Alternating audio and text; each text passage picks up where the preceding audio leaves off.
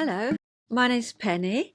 I live in the southeast of England with my husband Pete and my 4 chickens. And what I try and do each week is have a general chinwag. Yeah, sometimes it's a story, sometimes it's a poem, sometimes it's just a chinwag, and that's what it's going to be this week. I was thinking, let me get comfortable. You always need to be comfortable for a chinwag. I hope you are. If you made yourself a drink, and just draw your chair up. Well, what I had on my mind was what's changed for me during, we call it the pandemic now, don't we? During the pandemic. We're coming up for a couple of years. The 16th of March, 2 years ago, I can't quite believe it's 2 years ago, we decided to stay indoors. And that's what we did. What was it called? Lockdown. I hate that word, lockdown. I feel like a prisoner. Yeah, I prefer just to say stay at home. But that's, as you know, I retired. Well, perhaps you don't know. Perhaps this is the first time you've been here. So you're more than welcome. Thanks for joining me. But those of you that have watched me know that I retired. You've probably forgotten, though. You can't remember everything, can you? But I retired. Well, it was the week, it was due the week after lockdown. Yeah. And so big changes. I found myself with quite a bit of time. What also changed for me was a feeling of relaxation because I'd retired. And it was the beautiful weather that year, and we got a lot done in the garden. We went out for really early morning walks. That changed for me. That feeling of, I haven't got to get anything done because nobody's coming round. I'm not cooking for the family. I'm not, all of that changed. I expect it did for you too. At first, I think we all found it quite nice. It was like getting out of school and not knowing you haven't got to go back the next day. But then as time went on, of course, we missed our families. We missed that structure that we had in our lives. My father had died the year before, and so Mum was on her own. And we got chatting. Well, what people like to do when they've lost a loved one is to reminisce. And so I found myself reminiscing with Mum a lot. Yeah. And it got to the point where I thought, my head's full of Mum's reminiscing. So my friend said, why don't you send us a vlog? Why don't you send us a, whatever it's called, a vlog? That's what it's called, isn't it? I don't know. Why don't you do one for us? So I started doing that for them and they loved it. Then, of course, they said, why don't you do something more?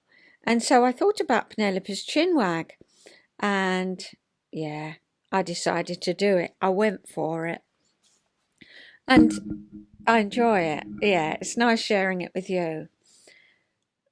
I messaged someone who I watch, SpaKnits, No Excuses, and hers is about knitting. And then she has a little chat, don't you, Anne? You have a little chat about what you do at the end. And somebody else I watch, MousieMakes, Helen. Hello, Helen, I know you watch. Well, you're so talented with your crafting. So it's crafting. But mine, I watch YouTube and they say, find your niche, find your niche. My niche is you. It's so varied, isn't it? Every week it's so different. So I haven't really got a niche except I sit here and chat and, do different things. So I'm struggling with my niche. What could it be? How could I get my videos out there? I don't know. So I decided not to worry about it anymore and just talk to you. So how did my life change? Well, yes, that's how it changed. And I felt I had to write down what Mum and I were chatting about. let's get it down. You know, the family need it. They'll need it in the future, maybe. Maybe they will, maybe they won't. But I decided I wanted to write it down. So, of course, what I wrote down, I sent off to Anne. Hello, Anne. I know you watch. My aunt in Ireland, who has written a book and published, and it's very successful. And open-hearted, Anne Ingle. And I said, Anne, what do you think of this? Well, she got a red pen out. And as soon as she said to me, the red pen's out, I'm editing, I thought, oh, I better do it myself. So I started doing it myself, and I must admit, we dovetail quite a lot. Where we didn't dovetail is the anecdotes. So, for example, I started my little writing by telling you what prompted me to do it. That's an anecdote. I wrote a little bit about how Harlow Newtown got to be built. That's an anecdote. So a lot of things are anecdotes and not suitable for putting in the memoirs. So I've got two things going now. I haven't started the second one, anecdotes, but I'm going to write down all the little anecdotes Mum told me. For example, in, shall we say, my book, or what should we call it? I don't know. I haven't got a title for it yet. But in my book, or whatever it's going to be called, my story, I just tell you, Mum borrowed her wedding dress, Dad borrowed his suit. Super. That's all you need to know. But for the anecdotes and what I've got whirring round in my head is, Mum told me she worked in a little paper shop. And, it was rationing, and they struggle what to put in the window. Often they'd just put in empty bowls and decorate it with ribbon.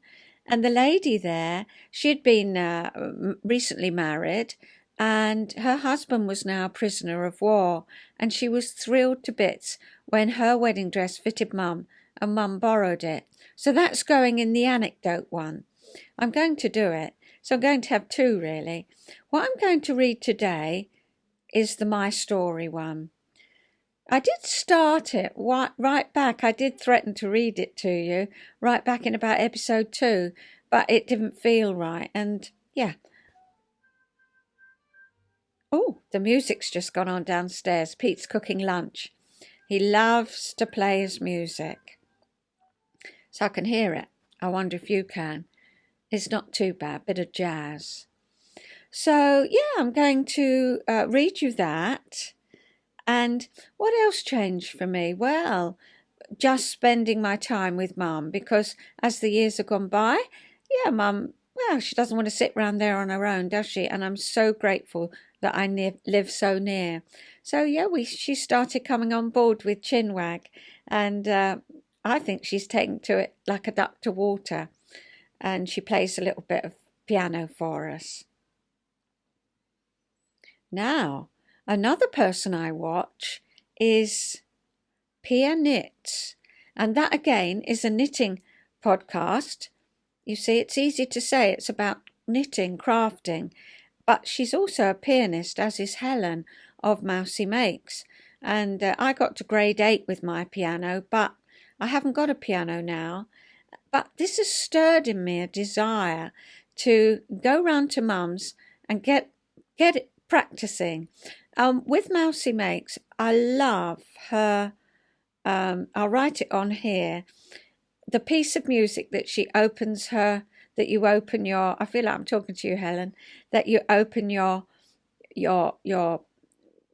what do you call it? I've forgotten the word. Anyway, episode that you open your episodes with. And I Googled it and up it came, and it's free. And so I'm going to go round and I'm going to practice it at Mum's. And it's stirred in me watching PiaKnits, professional pianist, lives in Belgium. Yeah. And Helen, a music teacher. It stirred in me this desire to start playing again. In fact, it stirred in me a desire to buy a piano. I had a piano from age 11 till when I moved to this house. We downsized, and I said, haven't got room, and that's it. Takes up too much of my time, because once I start practicing, I don't stop. But now I've got this desire, because another thing has changed. I've found I've got this time. So I'm going to go round Mum's, and I'm going to give myself a little time of practicing round there. So thank you for Helen, or Marjam, that's her name, of PiaKnits. Yeah, you've stirred in me to want to start playing again. So although I got to grade 8, well, that's difficult pieces that you play. I mean, I practiced those pieces for a year, and then unfortunately I didn't take it, my exam. Why? I was all ready for it, convinced I'd pass, but I suffered in those days very, very badly with period trouble. And sorry to mention that, monthly trouble. But why can't we say it? And the day before I was due to take my exam, I mean, I was in bed, and that's all there was to it. So I couldn't take it. And then I met Pete, and then I got married, and exams went out the window. Yeah, but I did that from, well, and my friends will know I always had a piano, and I was always playing it. But when we downsized, I decided, no, I'm not bringing it with me, which was the right decision at the time. But this is what the pandemic has done for me. It's given this time of, I'd like to start playing again. I'm watching, as I say, watching Helen and Marjam. So this is just going to be a chinwag this week. But what else changed for me was I used to craft something and finish it. Craft something and finish it. If I was working on a quilt, I'd work at it. You know, I was a monogamous crafter.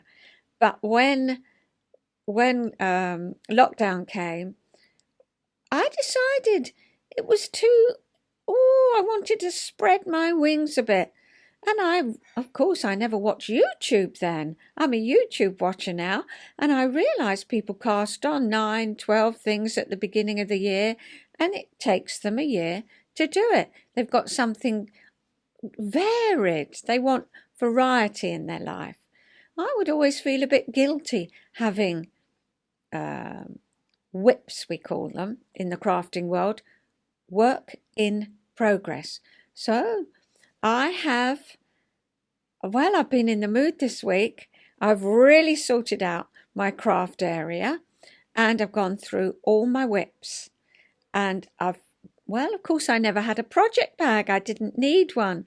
But now I started making project bags. So the whips are in the project bags. I hope you're keeping up with this.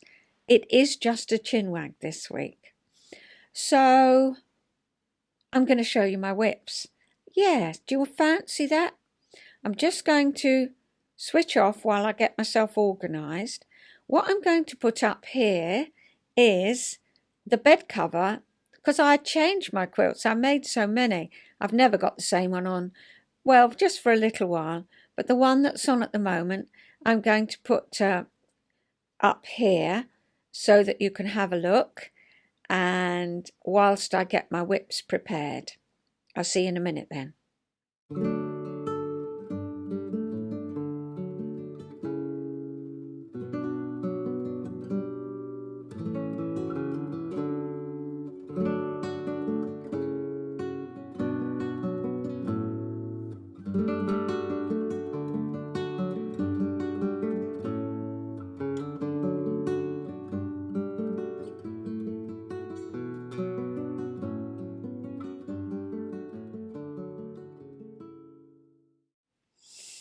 Right, so here goes. I'm going to show you the whips I've got. And what I've decided to do is not start anything new unless it's really needed. For instance, Tommy wants a new pair of socks because they're a little bit big, and also he wants more than one. So Lois has said, can he have another pair of socks, Nan? So I am going to start that. So small things I'm going to start. But big things, no, I'm going to finish off these first. So Now this is a whip, but it's a whip that's going to be going on and on and on. It's something that when I'm really, I've got a whole box of, it's a very easy thing to do. I get a piece of ashmead.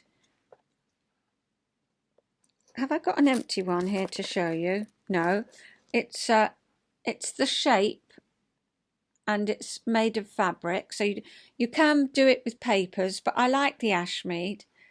And then you just sew it round. You can stick it.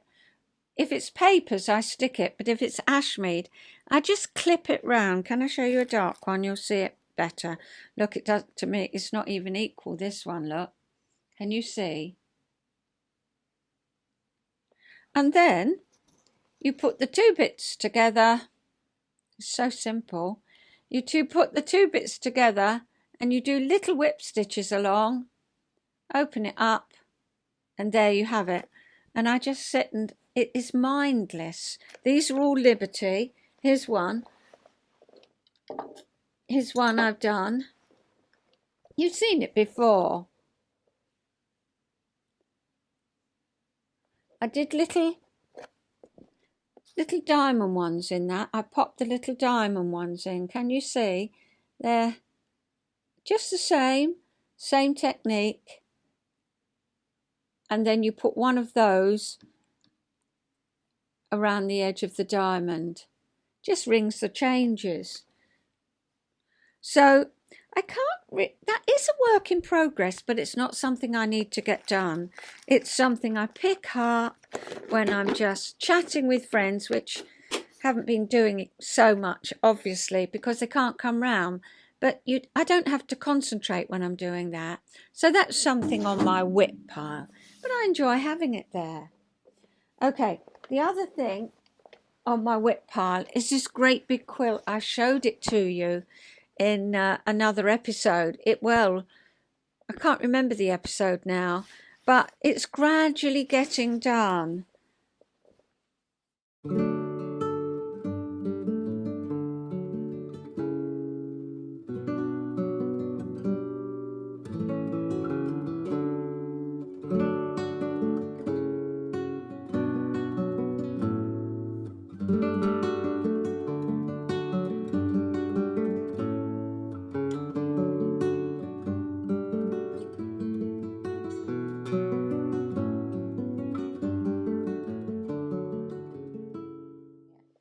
And then the other one is this one that I'm doing, you know.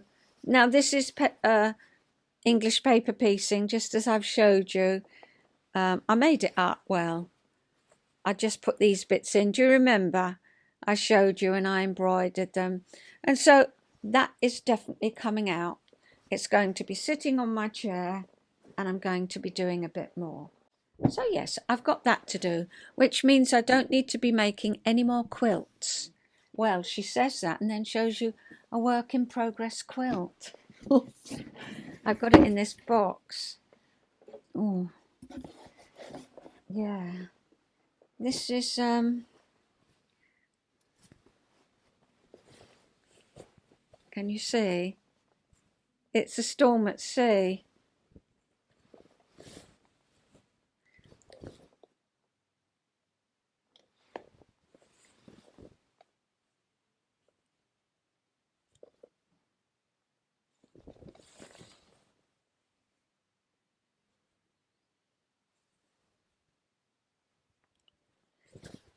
Does that give you a flavour of it?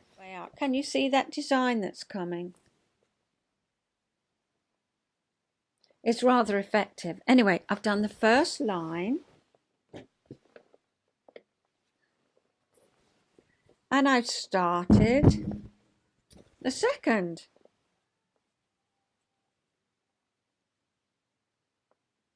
Now I'm making this on the machine, which is something I never do. But I found it goes together really well. And so doing a machine quilt, well, no, I do everything by hand. I mean, the one on my bed I showed you earlier, that's all done by hand. hand quilted, hand pieced. But I'm enjoying this but on the machine. So I'm going to get that out and I'm going to crack on with that. Just a little bit every day. That's my goal. So what have I got in here? My Chinwag. I've got a little duck on it. You need the zip pull. Oh, Tootsie Bear. Now I'm really working up to getting Tootsie Bear done. So that's good. Now I've got a jumper that I started before lockdown. Now, have you ever started something and then when something's not quite right, you stop it? But this wool is unbelievably gorgeous. It's Debbie Bliss Fine Donegal. And I chose these two colours. They're ice cream colours, aren't they? And I've done the back, two fronts, a sleeve. And instead of doing the next sleeve, I thought I'll do the edging. And I hated it. It's too heavy for me. This is the edging. It looks very nice. But I think it'll just be too, it'll just be too heavy. So what I decided to do, I've been thinking about it all this time. No, I'm not going to use the edging. I'll show you the actual jumper, see what you think. So you see, I used to use my bags. Here it is. It's colour work. And then I thought, does the colour work show up? Is it, too pale? But getting it out and looking at it again, it isn't. I mean, it is pale, but it's rather pretty. So I've got to decide what to do on the edge of the cuff and round the edge. So I thought, get the next sleeve done. It's a little boxy jacket. Get the next sleeve done and then maybe just do some crochet. A couple of rows, I don't know. That's what, but it'll never get done if I don't do the sleeve. So that's it. That's to do. So that's my work in progress. I was quite impressed. Tootsie Bear, the jumper, gorgeous. It's too lovely not to do it. The jumper, my friend bought me the pattern, and good few years ago.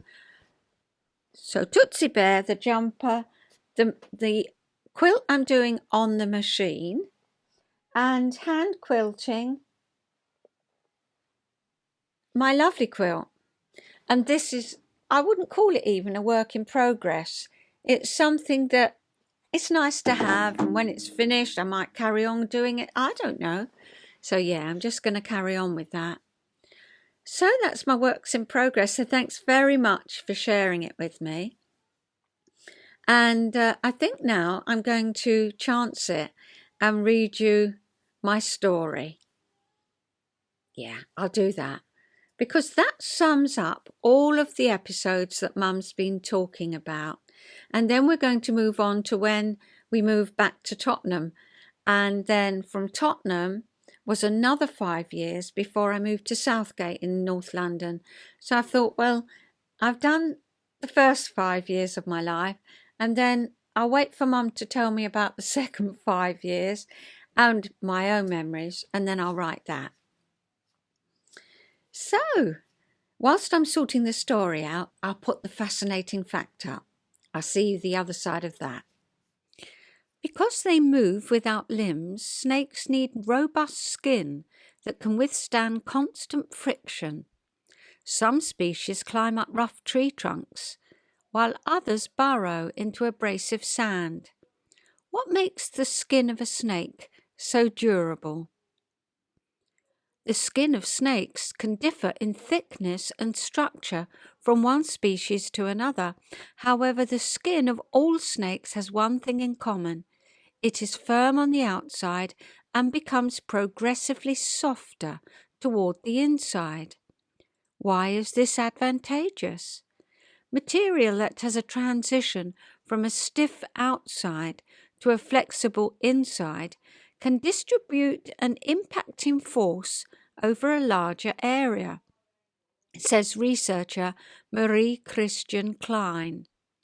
The unique structure of snakeskin allows sufficient traction between body and ground for the snake to be able to move, and at the same time, it evenly distributes pressure from sharp-edged stones so that there is less damage to the skin. Durability is vital, since snakes usually shed their skin only every 2 to 3 months.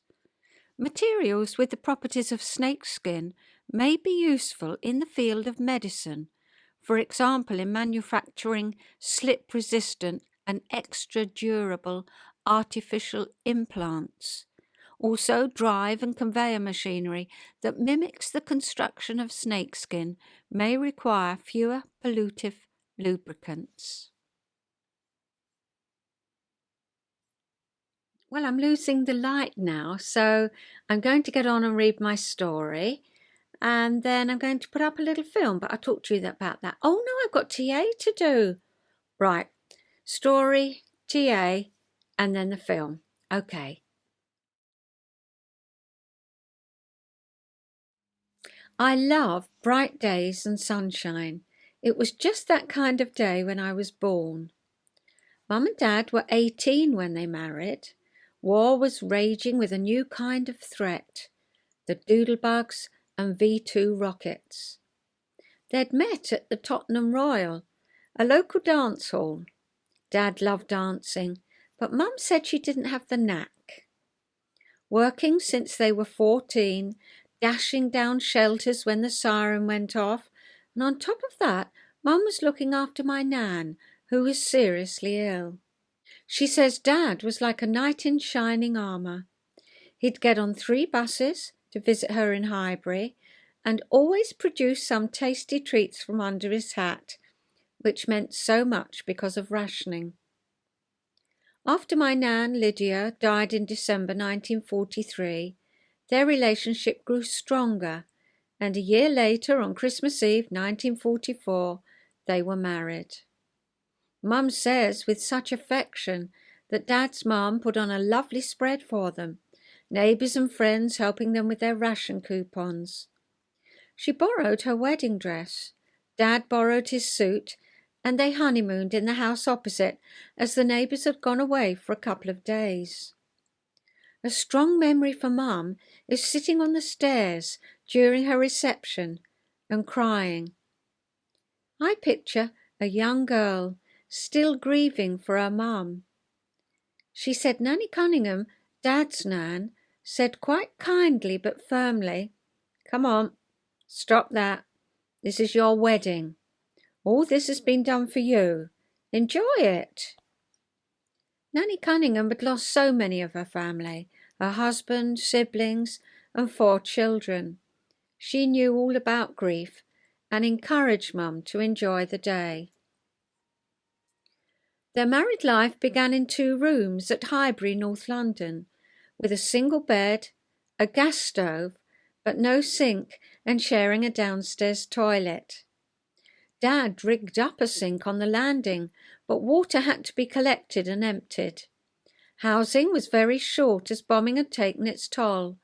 Coal was scarce too, which must have been awful in the freezing winter of 1946. They lived like this for 5 years. Most women had their confinement at home, but Mum's GP trained at University College Hospital, and she wanted her to register there. This London teaching hospital was no ordinary one, but as the National Health Service had started the year before, Mum was now entitled to attend the new childbirth classes. I was due in September, and it was a surprise when at the beginning of August she went into labour. On the evening of Monday the 8th I arrived and weighed a healthy 6.5 pounds. Mum only saw me at feed times, as the nurses cared for the babies during the day, and at night it was bottle feeds in the nursery.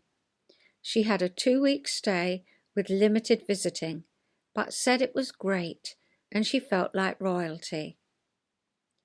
Picking baby up was frowned on.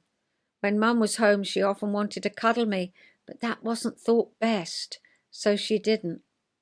She worried if I'd had enough milk and hired some scales and weighed me after every feed. Can't have been easy in those rooms, hoiking the pram up the stairs, hanging the nappies out between the chimney pots, and Dad taking the washing to the local shop, which sent it to the laundry. It came back damp. No dryers in those days. At least the council had put in a sink. They christened me Penelope Ann after a character in a book Dad had read. I've managed to buy a copy and can see why I like the name.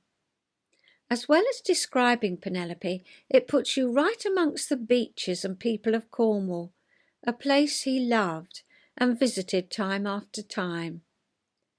My cousin Tony was born at about the same time, and Nanny wanted us to be christened together. Mum thought this was a good idea, but Dad didn't have a faith. He felt it was a decision to be made when you were old enough to decide for yourself. Finally it went ahead, and he attended, but didn't take part. Upstairs rooms came available to rent in Norton Road, which joined Dagenham Road, where Nan and Grandad lived. Mum and Dad still shared their bedroom with me, but now they had a double bed, a sitting room, and another small room served as their bathroom and kitchen. The bath had a removable board which doubled up as a kitchen work surface. Mum's dad had remarried in 1946, and so she didn't mind the move from North to East London. However, in March 1951, Richard, or Dick as he was known, my granddad, died. I don't remember him, but Mum says he loved spending time with me. Their next move was to Harlow in the spring of 1952. Mum and Dad must have felt like pioneers, being the first tenants at 169 Tannis Dell. In this new town being created around us, we had a 2-bedroom flat. It had a balcony, large windows, a fully equipped kitchen and bathroom, living room and 2 bedrooms. To cap it all, the countryside was on our doorstep. I remember sleeping on the balcony of our flat, the first time in a car, feeling shy, sleeping in a little cot bed during breaks at school, talking to my friend Matilda. I'd sit under the kitchen table and we'd play games and chat away. She came from my imagination. Breaking a vase whilst helping Mum polish and feeling scared. What would she say? What would she do? I buried my face in the duster and cried. In true Mum fashion, she gave me a hug and said not to worry. Accidents happen. If I was naughty, she'd ask me to go to my room and think about it. Safe and warm, these are words that come to mind when I conjure up home. Clothes?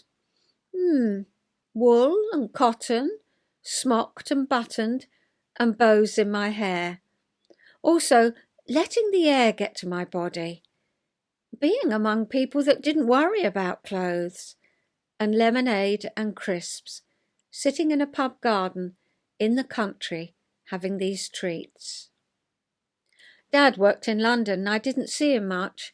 A vague recollection is his car, a small Austin 7. His friend said the birds could fly faster. I remember standing on the running board, which at some point fell off. It was exciting. In 1952, the Queen came to the throne unexpectedly, And it was a big year for me too, because I started at Fesden School at Pondon Hall. It was a fabulous old house, a couple of miles from home, with painted ceilings, rambling old grounds and woods, and even a ballroom. It was a private boarding school. From a sink on the landing to private school. In 8 years, how life had changed. I don't recall my uniform, but definitely remember my Pene. Miss Clare said, "Put your arms and head in all together." The feeling of having to concentrate and get it right, or I'd end up in a tangle. She held it open, and I slipped it on, feeling proud when everything was in the right place. I've loved crossover Penes ever since, and made myself a couple during lockdown. I didn't board, but went on the school bus, there and back on my own. I remember sitting on the long seat and waving goodbye to Mum. I was 3 years old, but quite safe with kindly members of staff. Dad was finding his feet at work, and Mum had a part-time job in a bookies. 26, living in post-war Britain, naturists and vegetarians. They were making friends and settling down, and I was happy in my school. But it was a trek for Dad to travel to London each day.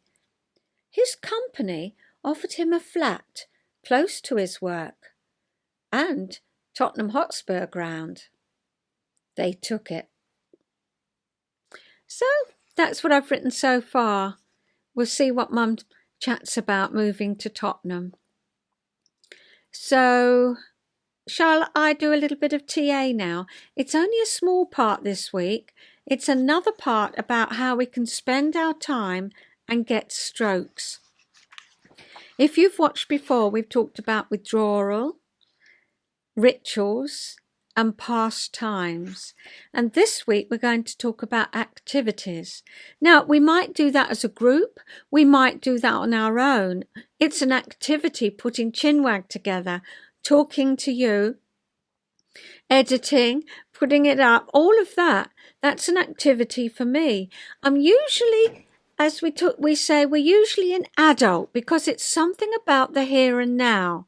But we can get into adapted child if we think about a parent telling us, oh, don't burp, sit up straight, all of that. So I can get into adapted child whilst I'm doing it.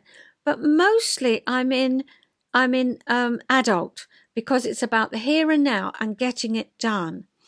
And why is it good for getting strokes? Well, if we get things done, then we get a stroke. And maybe that's where I felt before, if I haven't finished my whip, I'm not going to get a stroke. But now I'm changing it, doing it, just crafting. I can get a stroke for just doing it. It doesn't have to be that I wait till I finish it before I get my stroke. So that's a different way of looking at things. Before it was, if I don't finish, then, it doesn't count. Whereas now, if it's the doing of it that I can get strokes from, and I can, get some good feedback. So we might be at work, we might have a list of jobs to do, we tick them off, and we give ourselves a stroke, don't we? Other people might give us strokes too, because it's something they've wanted us to do. So that's another little, it's just a short bit this week, but it's just a little bit that is to say, how we can spend our time. So we'll put that under our resume. We've got 2 more parts to time structuring, and then I'll give it a resume. So the film this week is going to be a little bit different. I'm going to put up a film I took. Well, we just looked out of our bedroom window. Just happened, we walked up the stairs, looked out of the bedroom window, and I said, "Oh no!" I won't tell you. You'll see what happens. And also in February last year, we had a snowfall. Well, it's quite down here in the southeast. We don't often get snowfalls. And we were iced in for a week.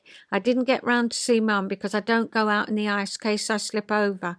And so Mum had got plenty of provisions, and we telephoned and we kept in touch, and she was all right. I don't know if I could do that this year, but we'll see. We've said we're going to. But it was just last February when we had a snowfall. So I'm going to put that up. I'm going to say cheerio. Thank you so much for watching. A little bit different. Next week, with the cooking slot, I have talked to Pete about bolognese, and he's got that in his head. But also he's been saying, I didn't like that recipe you put up for, creme anglaise. That's what he calls it, creme pâtissière, custard. I didn't like it. I didn't like the flour in it. I said, well, that was Mary Berry's recipe. So he looked up a recipe of Michel Roux, and it is different. So I'm going to be making that this week, and I'll take you along with me, and I'll give you a test. Well, no, not a test. I can't give you a test, but I'll taste test it, and I'll let you know which one I think is better. So look forward to that next week, and the other things that I conjure up. So thank you so much for joining me this afternoon. And if you can you press the little hand that says like? And if you can you subscribe if you want to? If not, it's fair dues. Thank you for joining me. I'll see you next week then. You take care this week, and let's hope the weather, well, it looks like it's going to continue.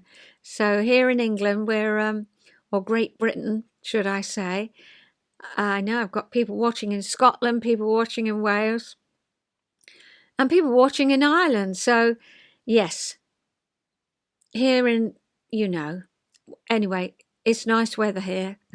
Bye.